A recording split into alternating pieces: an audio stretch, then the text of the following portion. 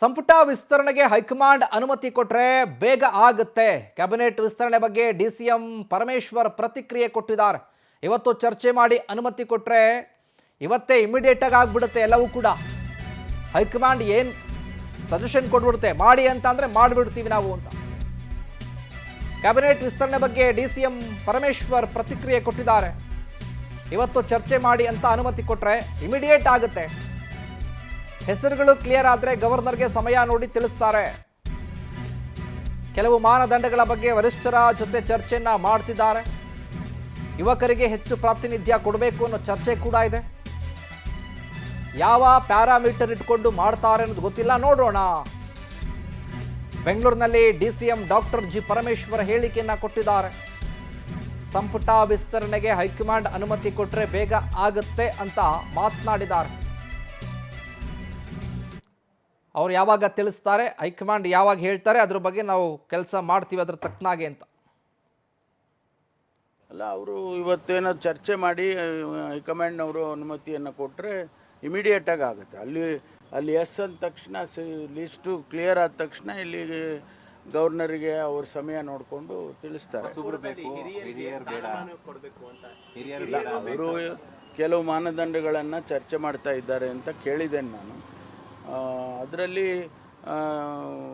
ಯುವಕರಿಗೆ ಹೆಚ್ಚು ಪ್ರಾತಿನಿಧ್ಯ ಕೊಡಬೇಕು ಅನ್ನೋದು ಕೂಡ ಒಂದು ಅಂಶ. ಅದನ್ನು ಕನ್ಸಿಡರ್ ಮಾಡಬಹುದು. ಏನೇನು ಮಾನದಂಡ ಉಪಯೋಗ ಮಾಡ್ತಾರೆ ಅದನ್ನು ನನಗೆ ಯಾವ ಮಾಹಿತಿ ಕೊಡೋ ಇಲ್ಲ. ನಮ್ಮನ್ನೇನು ಕರೆದಿಲ್ಲ ಅವರು ಏನು ಚರ್ಚೆ ಮಾಡ್ತಾರೆ ಅದು ಚರ್ಚೆ ಮಾಡಿ ಇವೆಲ್ಲ ಪ್ಯಾರಾಮೀಟರ್ಸ್ ಇಟ್ಕೊಂಡೇ ಮಾಡ್ತಾರೆ ಅಂತ ಅನಿಸುತ್ತೆ. ಯಾಕಂದರೆ ಹಿಂದೆ ನಾನು ಅಧ್ಯಕ್ಷನಾಗಿದ್ದಾಗ ನಾವು ಮಾಡುವಾಗಲೂ ಕೂಡ ಅದನ್ನೇ ಹೇಳೋರು, ನೀವು ಹೊಸ ನಾಯಕತ್ವವನ್ನು ಬೆಳೆಸಬೇಕು ಹಾಗೆ ಅಂತೇಳಿ ಒಂದು ಪ್ಯಾರಾಮೀಟರ್ನ ಇಟ್ಕೊಂಡಿದ್ರು. ಅದು ಈಗಲೂ ಅಪ್ಲೈ ಆಗುತ್ತೆ ಅಂತ ಅಂದ್ಕೊಳ್ತೀನಿ. ಅಲ್ಲ, ಹೋಗಿದ್ದಾರೆ, ಚರ್ಚೆ ಮಾಡಿ ಹೈಕಮಾಂಡ್ನವರು ಅನುಮತಿ ಕೊಟ್ಟರೆ ಮಾಡ್ತಾರೆ. ಅಲ್ಲ, ಅವರು ಇವತ್ತೇನಾದ್ರು ಚರ್ಚೆ ಮಾಡಿ ಹೈಕಮಾಂಡ್ನವರು ಅನುಮತಿಯನ್ನು ಕೊಟ್ಟರೆ ಇಮಿಡಿಯೇಟಾಗಿ ಆಗುತ್ತೆ.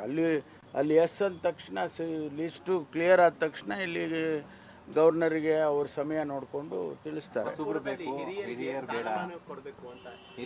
ಅವರು ಕೆಲವು ಮಾನದಂಡಗಳನ್ನು ಚರ್ಚೆ ಮಾಡ್ತಾ ಇದ್ದಾರೆ ಅಂತ ಕೇಳಿದ್ದೇನೆ ನಾನು. ಅದರಲ್ಲಿ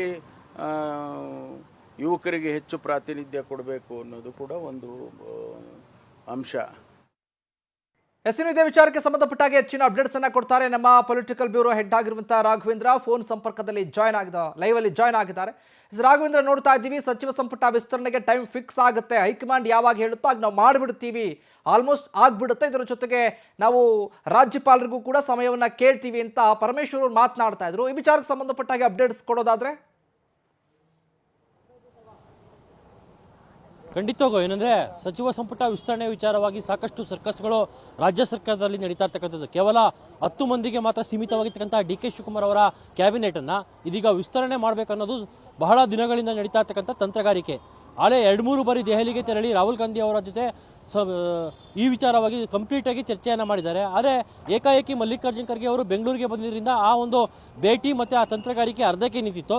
ಇದೀಗ ಹೈಕಮಾಂಡ್ನೇ ಸ್ವತಃ ಖುದ್ದಾಗಿ CM ಹಾಗೆ ಮಾಜಿ CM KPCC ಅಧ್ಯಕ್ಷರಿಗೆ ಬುಲಾವ್ ಕೊಟ್ಟಿರೋದ್ರಿಂದ ಇದೀಗ ದೆಹಲಿಗೆ CM ಮತ್ತು ಮಾಜಿ CM ಹಾಗೆ KPCC ಅಧ್ಯಕ್ಷರು ದೆಹಲಿಗೆ ತೆರಳಿದ್ದಾರೆ.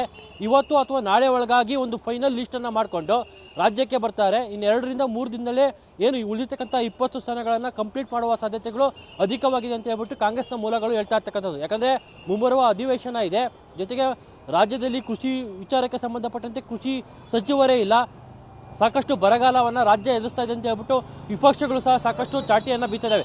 ಹೀಗಾಗಿ ಕಂಪ್ಲೀಟಾಗಿ ಮಂತ್ರಿಮಂಡಲವನ್ನು ಮಾಡಬೇಕು ಅನ್ನೋ ನಿಟ್ಟಿನಲ್ಲಿ ದೊಡ್ಡ ಮಟ್ಟದ ಸರ್ಕಸ್ ಕಾಂಗ್ರೆಸ್ನಲ್ಲಿ ನಡೀತಾ ಇದೆ.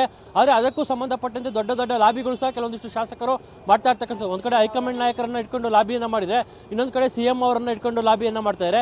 ಇನ್ನೊಂದು ಕಡೆ ಮಾಜಿ CM ಹಾಗೆ ನಿರ್ಣಾಯಕ ಪಾತ್ರವನ್ನು ಕಾಂಗ್ರೆಸ್ನಲ್ಲಿ ವಹಿಸ್ತಾ ಇರ್ತಕ್ಕಂತಹ ಸಿದ್ದರಾಮಯ್ಯನವ್ರನ್ನ ಇಟ್ಕೊಂಡು ಒಂದು ಗುಂಪು ಲಾಬಿಯನ್ನು ಮಾಡ್ತಾ ಇರ್ತಕ್ಕಂಥದ್ದು. ಹೀಗಾಗಿ ತಮ್ಮ ಆಪ್ತರಿಗೆ ಸಚಿವ ಮಂಡಲದಲ್ಲಿ ಚಾನ್ಸ್ ಅನ್ನು ಕೊಡಿಸೋದಕ್ಕೆ ಆ ನಾಯಕರು ಸಹ ದೊಡ್ಡ ಮಟ್ಟದಲ್ಲಿ ಕಸರತ್ತನ್ನು ಮಾಡ್ತಾ ಇದ್ದಾರೆ. ಯಾರಿಗೆಲ್ಲ ಹೈಕಮಾಂಡ್ ಮಣೆ ಹಾಕುತ್ತೆ ಅನ್ನೋದನ್ನು ನಾವು ಕಾದು ನೋಡಬೇಕಾಗಿದೆ. ರಾಘವೇಂದ್ರ, ನಿಮ್ಮೆಲ್ಲ ಮಾಹಿತಿಗಾಗಿ